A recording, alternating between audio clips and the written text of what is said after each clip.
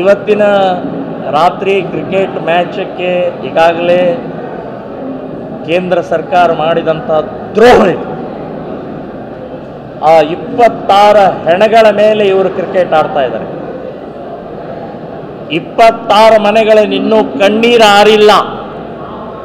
ಕೇಂದ್ರ ಸರ್ಕಾರದ BCC ಮತ್ತು ICC ಅವರಿಗೆ ನಾನು ಹೇಳ್ತಾ ಇದ್ದೀನಿ, ನಾಚಿಕೆ, ಮಾನ, ಮರ್ಯಾದೆ, ಸ್ವಾಭಿಮಾನ, ದೇಶಾಭಿಮಾನ ಬಿಟ್ಟು ನೀವು ಕ್ರಿಕೆಟ್ ಆಡ್ತೀರಿ ಪಾಕಿಸ್ತಾನ ಜೊತೆಗೆ.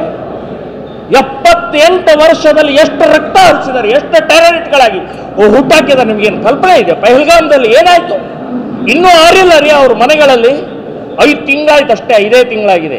ನಾನು ಬೆಂಗಳೂರಲ್ಲಿ ಅವ್ರ ಮನೆಗೆ ಮೊನ್ನೆ ಹೋಗಿದ್ದೆ. ಒಂದು ವಾರದ ಹಿಂದೆ ಮನೆಗೆ ಹೋದರೆ ಅವ್ರ ತಂದೆ ತಾಯಿ ಇನ್ನೂ ಅಳ್ತಾ ಇದ್ದಾರೆ.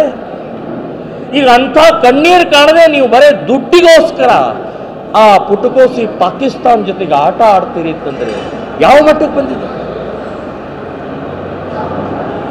ನಾನು ಕ್ರಿಕೆಟ್ ಆಟಗಾರರು ಕೇಳ್ತಾ ಇದ್ದೀನಿ, ಸುಪ್ರೀಂ ಕೋರ್ಟಿನ ಜಡ್ಜ್ ಇವತ್ತು ಜಡ್ಜ್ ಕೊಟ್ಟರು, ನಾವು ಕ್ರಿಕೆಟ್ ಆಡಲಿ ಅಂತ ಹೇಳಿದ್ದಾರೆ.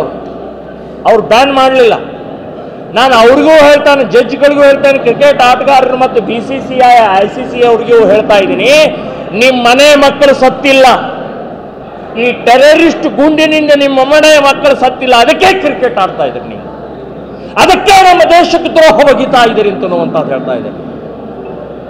ಸೊ ಇವತ್ತು ರಾತ್ರಿ ನಡೆಯುವಂಥ ನಾನು ಎಲ್ಲರಿಗೂ ಹೇಳ್ತಾ ಇದ್ದೀನಿ, ಹಿಂದೂಗಳಿಗೆ, ನೀವು TV ಆನ್ ಮಾಡಬೇಡಿ, ಆಫ್ ಮಾಡಿ, ಬಹಿಷ್ಕಾರ ಹಾಕಿ ಅಂತ ನಾನು ಹೇಳ್ತಾ ಇದ್ದೀನಿ. ಪುಣ್ಯಕ್ಕೆ ಟಿಕೆಟು ಮಾರಾಟ ಆಗಿಲ್ಲ.